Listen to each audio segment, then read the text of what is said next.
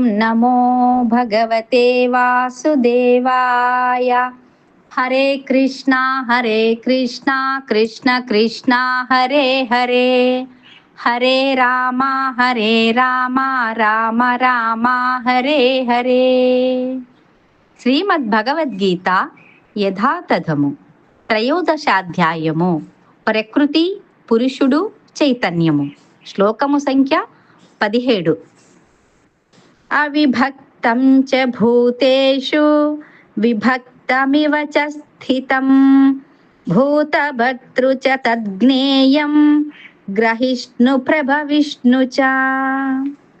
అనువాదము: పరమాత్ముడు సమస్త జీవులలో విభజింపబడినట్లు కనిపించినను అతడు ఎన్నడునో విభజింపబడడు.